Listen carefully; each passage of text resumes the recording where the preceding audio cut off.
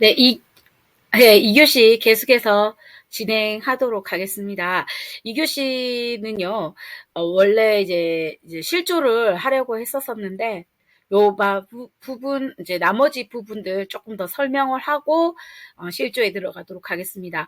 그 전에요, 제가 그랬잖아요. 여러분들 그 내신경을 한꺼번에 다 안 외우게 하려고 제가 이렇게 조금, 내신경 그 검사하는 질환별로 그 검사하는 그 항목에서 제가 하나씩 하나 설명해 드리려고 이렇게 좀 분리를 해놨거든요. 그래서 교수님 왜 이렇게 왔다 갔다 하시지? 그렇게 생각하지 마시고 리마인드 시켜준다라고 생각하시면 좋을 것 같아요. 네, 자 일단은 그 뇌신경 2번 한번 보도록 하겠습니다.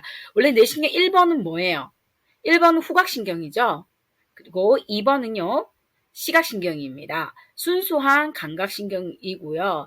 자, 우리가 이 2번은요, 시각신경은 세 가지를 검사하게 되어 있어요. 시력, 시야, 빛반사 이렇게 세 가지를 보게 되어 있습니다. 그래서 시력은 여러분들 아시다시피 스네넬 그 차트 가지고요.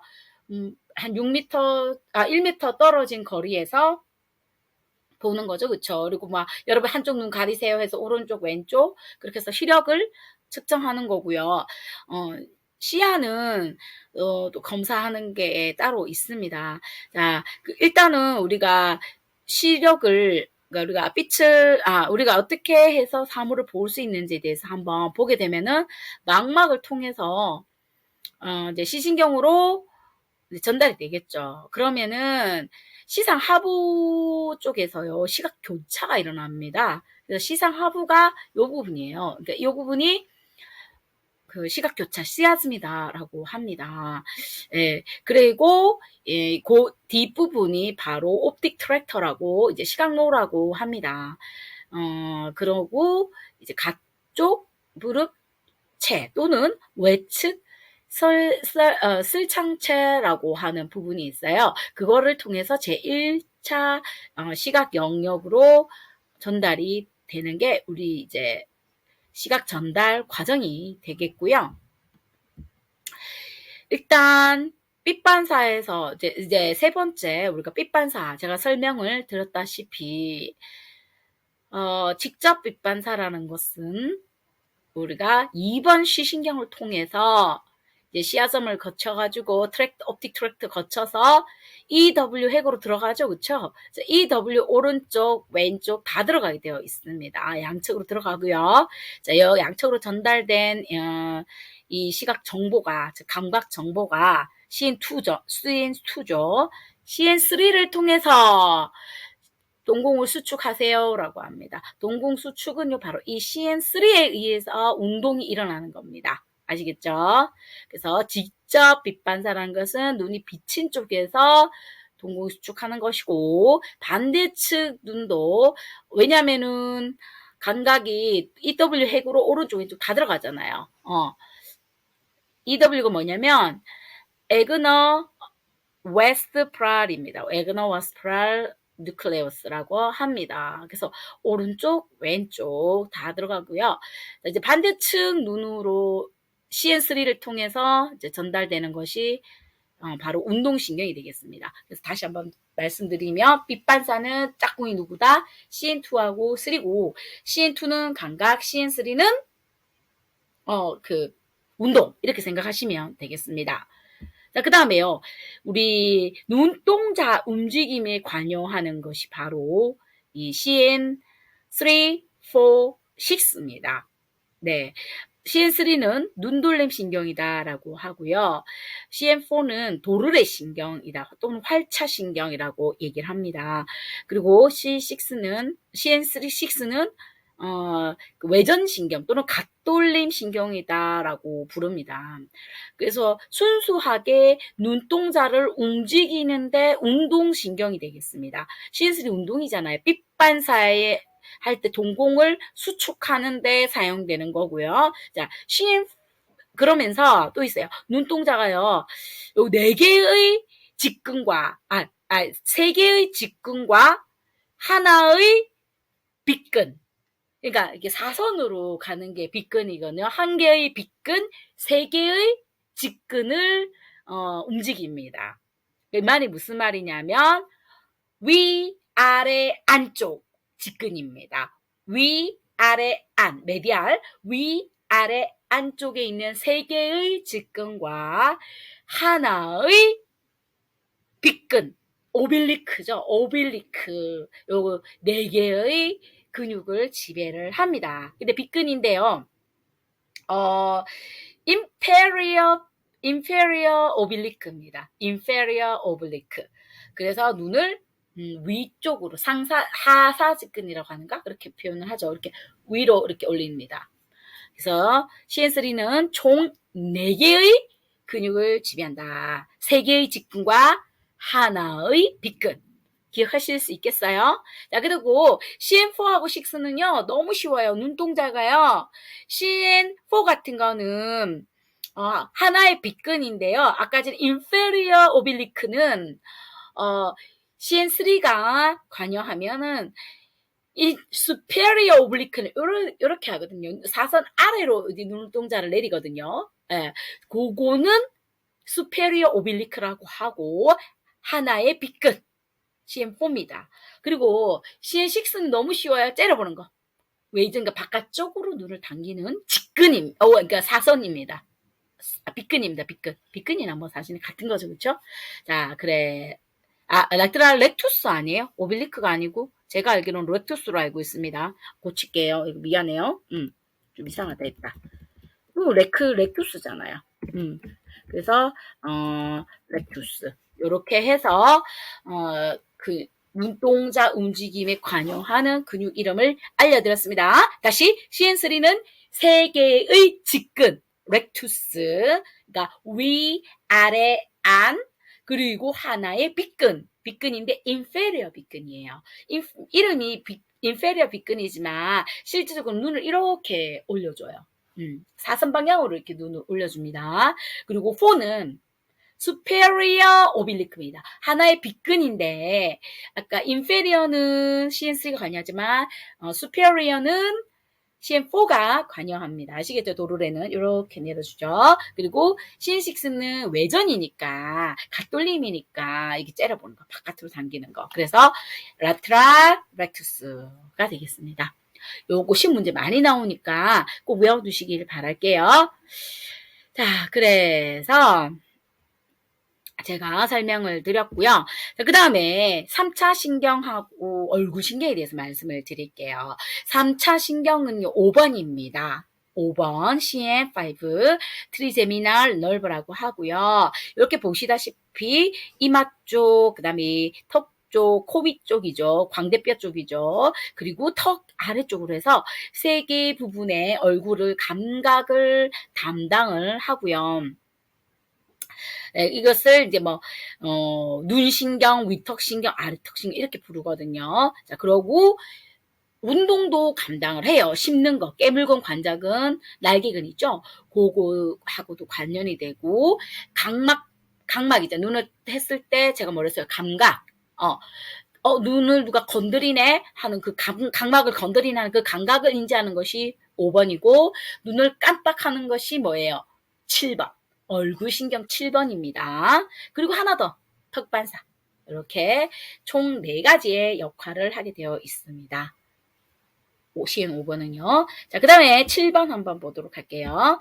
자, 7번 페이셜 널브예요. 페이셜 널브 같은 경우는요. 순수한 그러니까 혼합신경입니다. 혼합신경. 그게 무슨 말이냐면 운동, 감각 다 담당을 해요. 자, 그래서 얼굴 표정근을 관여하기 때문에 운동이고요. 예를 들면 이마 주름이라든가 눈을 꼭 감고 입을 꼭 다물고 하는 이런 거 있죠. 관여를 하고 또 그 미각은 고실근 신경이 CN 세븐에서 나온 그 고실근 신경이 혀의 3분의 2 앞쪽에 있는 미각을 담당합니다. 네. 그리고 또 특이한 거는, 얼굴, 그 안면 마비가 오잖아요. 그 안면 마비에는 크게 두 가지다. 중추성이냐, 말추성이냐. 잘 아셔야 되는데, 한번 그림을 보고 설명해 드릴게요. 저기 하늘 색깔 그림 보이나요? 이 하늘 색깔이 바로, 중추성이에요. 그래서 얘는, 이마, 쉽게 말하면, 이마 부분, 눈을 기준으로 해서, 이마 위쪽은 바로 이 하늘 색깔 부분이 지배를 합니다. 하늘 색깔은 어때요? 오른쪽 뇌, 왼쪽 뇌, 둘 다 이렇게 지배를 하죠. 네, 그래서 한쪽 눈이 손상을 당하더라도, 한쪽 그 뇌가 손상 당하더라도 반대측이 보상을 해주기 때문에 이 근육은 살아있어요. 맞죠? 그래서 이거는 중추성이다라고 합니다. 근데 이 눈을 기준으로 해서 아랫부분 있죠. 이 아랫부분은요, 바로 한쪽 뇌가 지배를 해요. 가운데 그림 볼까요? 한쪽 뇌가 이게 지배를 합니다. 그러다 보니까 예를 들어서 이렇게 말초신경 쪽에 중추 말고요. 말초의 손상을 당하게 되면은 어때요? 요 세 번째 그림이죠. 요 부분이, 말초라는 것은 여기 획이 있는데 이 획을 중심으로 해서 그 아랫부분이잖아요. 그래서 이 부분이 손상을 당하게 되면은, 반대측 얼굴이 손상을 당하게 됩니다. 예. 그래서, 중추성이다. 그러면, 이마 주름이 살아있다. 오케이. 그쵸? 말초성은요. 전체 얼굴이 다 마비가 오게 되는 거예요. 요거 좀 이해를 제가 다시 대면하면은 한 번 더 설명을 드리도록 할게요. 그 다음에 8번 한번 보도록 할게요. 우리 뇌신경 8번. 8번은 속귀신경 또는 내이신경이다라고 부르는데요. 베스티블로 오클라 너브라입니다. 베스티는 전정이라는 뜻이고요. 그 다음에 오클라는 청력. 달팽이라는 뜻이잖아요. 그래서 우리 내이는요, 속기는요, 내이 속기. 얘는 청각하고 평형을 담당을 해요. 달팽이관이 청각신경하고 연결이 되죠. 그리고 방골이관이 있는 그 전정기관은요. 평형하고 연결이 됩니다. 맞죠? 그래서 이 청각은요, 요 그림을 보시게 되면 우리가 요거 소리 굽새라고 그래요. 이렇게 띵 하게 누르게 되면 이마 정수리에 딱 치게 되면은 골전도를 보는 건데요. 웨버 테스트라고 합니다. 자, 여러분, 우리가 소리를 이게 청각 검사이기 때문에 웨버나 린네는요. 청각 검사입니다. 달팽이관의 기능을 보는 거예요. 그래서 우리가 소리를 듣게 되는 게 음파잖아요. 그쵸? 음파인데 이 골을 통해서 뼈를 통해서 전달되는 게 있고 파장이니까 어차피 뭐 음파든 뭐든 파장이잖아요. 그쵸? 이 진동이 뭐예요? 파장이잖아요. 그래서 이 골을 따라서 파장이 전달되는 게 있고 그리고 공기 여러분들이 흔히 우리가 말소리를 듣는 게 바로 공기잖아요. 공기를 통해서 그 파장이 들어오는 게 있어요. 그걸 뭐라고 부르냐면 뼈를 통해서 들어온다고 해서 골전도라고 얘기를 하고요. 그리고 공기를 통해서 들어온다고 해서 공기전도, 에어 컨덕션 그렇게 얘기를 합니다. 그래서 공기전도, 골전도 그러니까 어차피 진동이고 파장이잖아요. 그러니까 얘를 이 레이가 감지를 하느냐 안 하느냐, 이 달팽이관이 감지를 하느냐 안 하느냐를 보는 게 바로 그 청각을 보는 거예요. 청각 검사인 겁니다. 그래서 첫 번째 웨버 테스트입니다. 웨버 테스트는요. 골전도만 보는 겁니다. 골전도만 봅니다. 특징이 뭐냐면 에어전도가 훨씬 빨라요. 골전도보다는. 그거를 나중에 여러분들 진짜 소리 굽새를 딱 대보면요. 여기 뼈 부분에 된 이 진동은 좀 늦게 전달이 되고요. 소리꾸를 하면은 뭉 바로 전달이 되거든요. 그래서 이 소리 굽새 찾으면 여러분한테 보여드릴게요. 어쨌거나 골전도가 훨씬 느려요. 그래서 그거를 전달을 했을 때 만약에 난청이 있을 경우에 만약에 이 전도성에 문제가 있다. 중이 그러니까 외이 중이 내로 들어오잖아요. 이 골이 들어오는데 병변이 있으면은 골을 따라서 이렇게 에어전도하고 상관이 없으니 골을 따라서 들어오기 때문에 잘 들려요. 그런데 만약에 신경 쪽에 청각 신경에 문제가 있게 되면은 안 들려요. 네, 그런 게 있겠죠, 그렇죠? 그러면 런네 웨버 테스트로 그러면은 이 사람이 전도성, 전도성의 문제인지, 전도성 문제가 있을 수가 없잖아요. 에어 전도로 들어오는 거는 상관이 없으니까. 골 전도해서 자기 진동을 느끼는 거잖아요. 그래서 병변이 있다 해도 잘 들려요. 병변이 있을 수 있다고 해도 골 전도해서 들어오는 이 진동은 잘 느껴집니다. 예. 그런데 청각신경의 문제가 있으면 이 자체가 안 들리는 겁니다. 그래서 이거 정확하게 알 수가 없잖아요. 그래서 요거를 조금 더 이게, 그러니까 왼쪽 빈이 문제인지 오른쪽이 문제인지 정확하게 알기 위해서 른넷 테스트를 하게 됩니다. 자, 른넷 테스트는 요 그림이에요. 밑에 있는 그림이에요. 처음에 이제 귀 마스테우드 프로세스 뼈잖아요. 이 뼈에다가 진동을 먼저 느끼게 해줘요. 그 다음에 이제 귀에다가 한 번 더 에어 전도를 해주거든요. 그러면은 누가 훨씬 빨리 되는데죠? 에어 전도 훨씬 빠르다라는 겁니다. 그런데 내가 변이 전도성 문제가 있어. 공기를 통해서든 골을 통해서든 이 전도성에 문제가 있게 돼. 그럼 어떻게 써요? 이 에어 전도는 안 들릴 거 아니에요. 에어 전도로 들어오는 건 안 들릴 거 아니에요. 골로 들어온 것만 들리겠죠, 그쵸? 그러다 보니까 이 골 전도가 더 잘 들리는 게 바로 문제가 있는 겁니다. 그거를 갖다가 우리가 전도성 난청이다라고 얘기를 합니다. 그런데 만약에 신경의 문제가, 청신경의 문제가 생겨서 이런 웨버 테스트를 하게 되면요, 어차피 둘 다 안 들려요. 안 들려. 전도성이든 골전도든 둘 다 안 들려. 자, 어쨌거나 웨버 테스트를 통해 가지고 우리가 그 전도성이든 아니면 청각신경의 문제가 있든 검사를 하는 건데, 청각신경에 문제가 있다 이 말은 뭐예요? 둘 다 안 들리는 거야. 웨브 테스트를 하든 른넷 테스트를 하든 모르는 거야. 웨브 테스트는 그냥 이게 전도성인지 아니면은 청신경에 문제 있는지 신경성인지 정확하게는 파악은 되지만은 정확하게 만약에 그 소리가 둘 다 떨어졌을 경우에는 오른쪽이 문제인지 왼쪽인지 정확하게 확인하는 게 런넷 테스트입니다. 런넷 테스트는요, 쉽게 말하면 골전도하고 에어전도의 시간차를 비교를 해가지고 밝혀내는 겁니다. 자, 어쨌든 이거는 청각신경을 보는 거고요. 만약에 전정기관, 안뜰, 베스티뷸라 이 부분은 평형이잖아요. 평형을 알아보는 테스트가 뭐가 있겠어요? 제가 여기는 표시 안 해놨는데 이런 지시검사 같은 거, 예를 들어서 환자가 앞에 있어요. 그리고 내 손이 있어요. 그 환자 그 상대방 보고 이렇게 손을 들어서 내 손에 이렇게 대보세요 하는 거예요. 패스트 포인팅 테스트라 그래서 지시검사라고 합니다. 근데 눈을 감고 다시 이렇게 손을 내려서 보통 여러분들 해요. 대충 맞춰요. 그리고 평형이 문제 있는 사람들은 전정기관에 문제 있는 사람이 전혀 못합니다. 지시검사가 전혀 되지가 않아요. 뭐 두 번째, 뭐 걸어보게 하는 일자 걷기를 해봐요. 발 붙여 이렇게 딱 걸어보게 해요. 그러면 엄청 흔들리겠죠. 평형이 무너지겠죠. 그 다음에 나스타그머스, 눈 떨림이죠.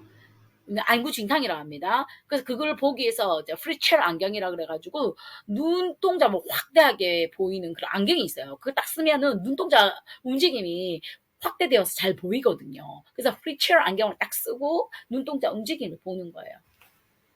그래서 칼로닉 테스트라 해서 뜨거운 물, 그 다음에 차가운 물 됐을 때 눈이 막 움직이거든요. 그거를 이제 관찰할 수가 있죠. 눈 떨림을 관찰할 수가 있고요. 그 다음에 웨버 헬픽스 테스트 또는 른네 베네니 테스트라 그래가지고 앉아있는 상태에서 뒤로 누워가지고 갑자기 고개를 꺾이면은 엄청 어지러워하죠. 그런 테스트가 있는데 그거는 이제 전정기관, 안뜰기관을 보는 테스트입니다. 제가 조금 더 설명을 많이 해드렸어요. 그 다음에 9번, 10번도 본대하고 했잖아요. 자, 9번은 혀인두 신경이에요. 글라스토팔갈 프랑기알 러브라고 하고요. 그 다음 10번은 미주신경 베거스라고 합니다. 자, 얘는 구역반사 관여되는데요. 구역반사 아까 얘기했죠. 이게 누가 건드리는 이 감각은 9번 혀인두고요. 우락하는 그거는 운동은 미주신경입니다. 그래서 짝꿍 꼭 외워두세요. 그리고 미각, 감각도 담당을 하게 됩니다. 자, 11번은요. 더부신경? 부신경 이렇게 얘기하죠. 그 다음에 우리의 승모근하고 SCM을 관여합니다. 그리고 마지막 12번은요, 혀끝 또는 설화신경이라 그래서 순수하게 혀를 움직이는 그런 신경이 되겠습니다. 요까지 이제 뇌신경에 대해서 설명을 다 한 걸로 이제 되겠고요. 잠깐만요. 요거는 공유를 잠깐 중지하고, 이번에는 이제 실조에 대해서 들어가도록 하겠습니다. 네. 자, 우리 실조 하면은 뭐가 떠오르세요? 실조 하면은 아탁시아라고 얘기를 합니다. 자, 아탁시아 종류가 굉장히 많은데요. 자, 그 중에서 우리가 이번에 진짜 알아야 될 내용이 뭐냐면, 아탁시아라는 뜻이 뭔지에 대해서 여러분들 제가 시험 문제 낼 겁니다. 첫 번째, 아탁시아라는 뜻은 무슨 뜻이냐면, 그리스어로요, 질서의 소실, 그리스어로 질서의 소실이라는 뜻입니다. 실조, 아탁시아, 즉 근육 약화가 없는데, 근육 약화에는 없는데 그러니까 주동근과 기랑근에 이게 타이밍이라든가 이렇게 정확하게 맞아서 협력이 이루어져야 되는데 협동이 안 이루어지는 겁니다. 그거를 우리가 바로 아탁시아라고 합니다. 다시 설명을 드리면 아탁시아라는 것은요, 근육 약화가 없는데, 근육에는 전혀 문제가 없는데 움직임에 조화불능증이다라는 표현입니다. 그 말이. 예, 근력에는 문제가 없어요. 근데 주동근하고 기랑근이 적절하게 얘네들이 협응을 잘해야 여러분들 부드러운 움직임이 나타나거든요. 이제 그게 안 되는 게, 그걸 우리가 뭐라고 표현하냐면 조화 운동이 안 된다라고 표현을 합니다. 그거를 우리가 아탁시아라고 표현합니다. 그래서 여러분들 제가 만약에 아탁시아의 정의를 적으세요라고 하면 키포인트가 뭐예요? 키워드가 뭐예요? 근력 약화 없다. 이 말 하나랑 그 다음에 코디네이션이 안 된다. 그래서 인코디네이션 요 두 단어가 들어가야지만이 점수가 나가겠습니다. 아시겠죠? 그래서 항상 공부를 하실 때 키포인트가 뭔지를 잘 아는 게 정말 중요합니다. 자, 그래서 보시면 바로 이 협조가 안 되게 되면 어떤 증상이 나타나냐면 움직임의 속력이라든가 이동의 크기, 방향의 정확도, 힘들이 결손이 되겠죠. 예. 그 다음에 중추신경계의 운동과 감각을 담당하는 부위의 손상과 말초신경계의 손상이 함께 온 거다라는 거 생각하시면 되고요. 그 원인으로는 뭐 뇌졸중도 되고 파킨슨 같은 거 있죠. 뇌졸중, 파킨슨이 아닌 거. 뇌졸중이 오거나 하면은 기랑근과 주동근의 어떤 협응이 잘 안 이루어지잖아요. 그리고 감염 또는 종양 뭐 이런 거, 또 아니면 손해 손상 이런 것으로 인해서 실조가 나타나게 되겠습니다. 그리고 대부분이 이제 손해의 그 안뜰 부분에 이제 문제가 생기는 거죠. 예. 자, 그러면 우리가 이 실조를 아탁시아를 어떻게 검사하는 게 뭐가 있냐? 그걸 보기 위해서는 일단 협조 검사가 있어요. 뭐 처음에 뭐 노즈 핑거 투 노즈 뭐 이런 거 있잖아요. 뭐 핑거 투 핑거 뭐 이런 거 있죠. 뭐 이런 것은 협조를 보는 운동이에요. 그 뒤에 나옵니다. 어떤 게 있는지 볼 거고요. 두 번째 균형 검사. 그러니까 보행이라든가 보폭 뭐 이런 거. 그다음에 얼마나 흔들리는지에 대한 게 바로 동료 검사라고 합니다. 이거를 우리가 퍼투베이션이라는 표현을 씁니다. 그 다음에 한 다리로 섰을 때의 잘 균형을 유지할 수 있는지 없는지, 또는 우리가 균형 검사 도구 툴 중에 BBS 알죠? 버그 밸런스 척도죠. 그거랑 그다음 일자 보행 텐뎀이라고 합니다. 텐뎀은 이렇게 걷는 거 말하는 거예요. 그 다음에 실조 검사가 있게 되겠습니다. 요까지 하고 3교시에 마저 진행하도록 할게요. 수고